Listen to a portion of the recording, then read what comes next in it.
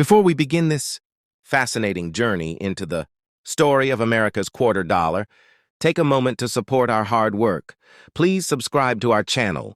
Your one click is the reward for the effort we put into bringing these stories of history to life. Now let's step back in time. The story of the U.S. quarter dollar begins in the year 1796. It was one of the earliest coins minted by the young nation, symbolizing strength, unity, and independence. But the version we all recognize today, the Washington quarter, was first minted in 1932, marking 200 years since the birth of George Washington, the nation's first president. The design was created by John Flanagan, inspired by a classic bust of Washington sculpted by Jean-Antoine Houdon. On the front, the proud profile of George Washington stands as a reminder of leadership, courage, and sacrifice. Over the decades, the quarter has evolved, each era telling its own story. From 1932 to 1998, the eagle with its wings spread proudly adorned the back, a timeless emblem of American freedom. Then, in 1999, something remarkable began, the 50 State Quarters program. Each state received its own design, capturing landmarks, heroes, and history in shining detail. It turned a simple coin into a nationwide collection and inspired millions to start, looking more closely at the change in their hands. In 2009, special editions celebrated Washington, D.C. and the U.S. territories, while from 2010 to 2021, the America the Beautiful series paid tribute to the nation's most iconic national parks and landmarks. And beginning in 2022, the American Women Quarters program began honoring influential women who helped shape the nation's history. A beautiful tribute to progress and equality. Every word engraved on the quarter carries meaning. The word liberty speaks of freedom, the core of American identity. The phrase, "In God we trust," officially adopted in 1956, reflects the nation's faith and spirit. And the inscriptions, "United States of America" and "Quarter Dollar," proudly declare where it comes from and what it stands for. The coin's composition, once pure silver, has changed over time to a copper-nickel blend, but its value in history and culture remains untouched. Rare mint years like 1932D and 1932S are treasures among collectors, each carrying its own legacy.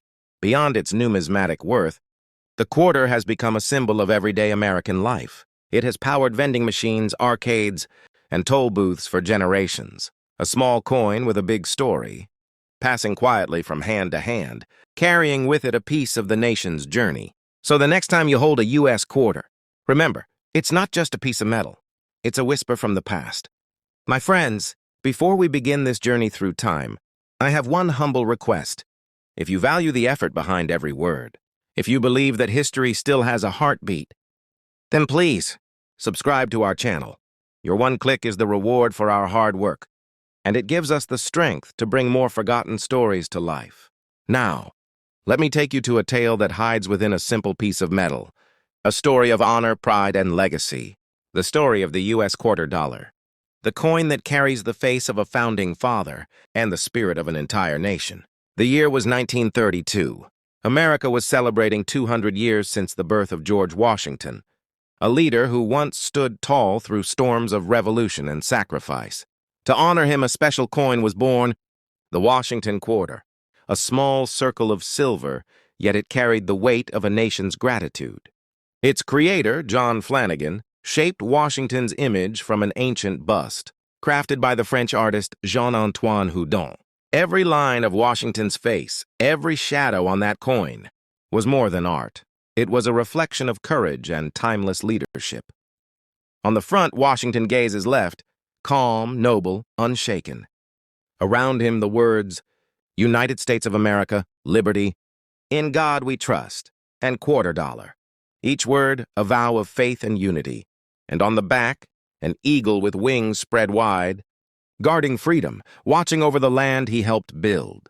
From 1932 to 1998, this eagle ruled the reverse, symbolizing strength that never bowed.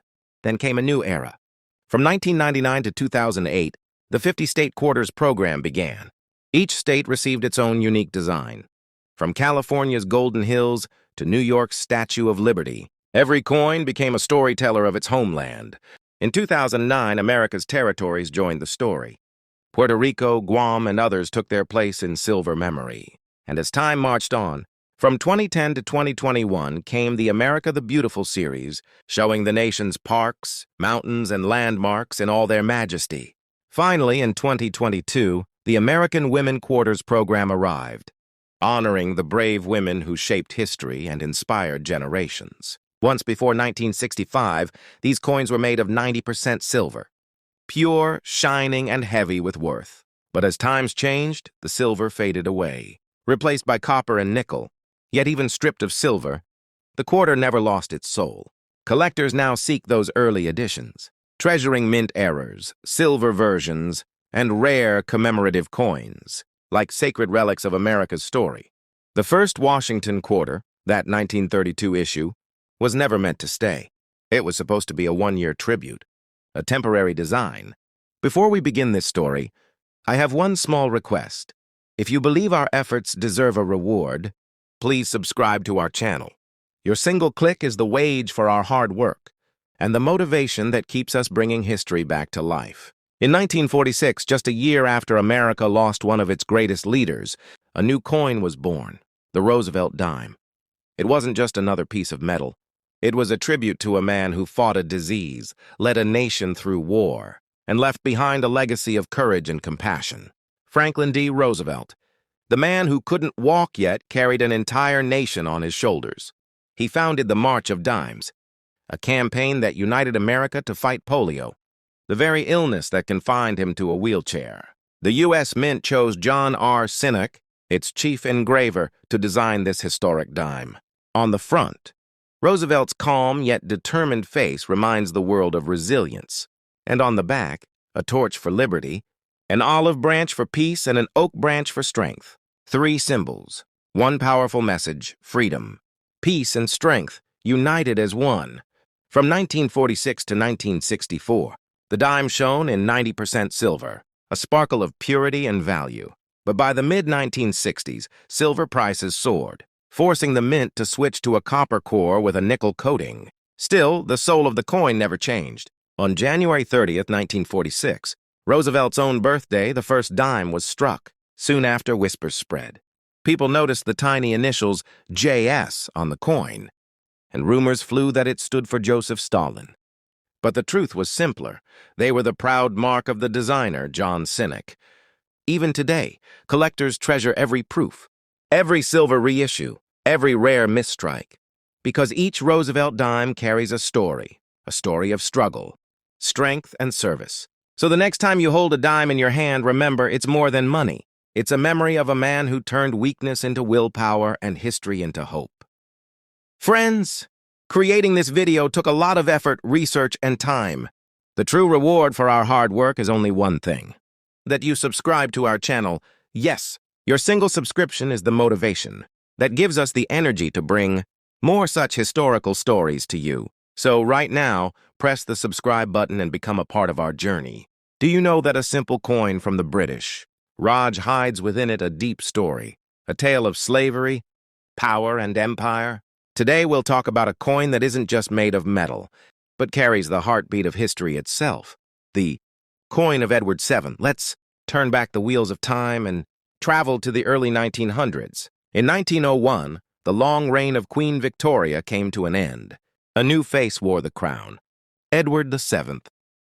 With his rise began a new era, the Edwardian Age, a time of transition between old traditions and modern change, the fall of the old world and the dawn of the new. During this time, new coins were minted across British India, coins that bore the shining profile of a king whom the people of India would never see, but whose face they held in their hands every single day. On each coin were engraved the words, Edward VII, by the grace of God, King of all the Britons, Defender of the Faith, Emperor of India. These words were not just words. They were a declaration of power. Every time this coin passed from one hand to another in the bustling markets, it carried with it the echo of authority, the sound of an empire that ruled millions. The coins were designed by George William de Sole, a master engraver of the Royal Mint. They were struck in silver, copper, or nickel, and each bore a small mark, C or B, showing where it was made, Calcutta, or Bombay. But hidden in these tiny marks was a huge truth. These were not just pieces of currency. They were symbols of British dominance. From Punjab to Bombay, from Delhi to Lahore and Amritsar, these coins silently spoke of who held the power.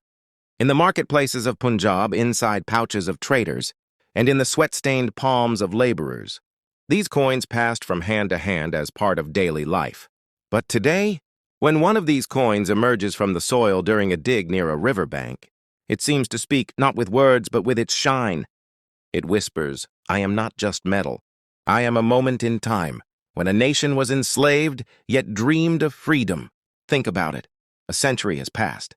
Edward VII is long gone. The British Empire has fallen, yet these coins still exist. Some buried under layers of earth, some locked away in collectors' cabinets, and some resting in the hearts of those who understand that every coin tells a story. In places like Dera Ghazi Khan, when recent floods tore open the ground,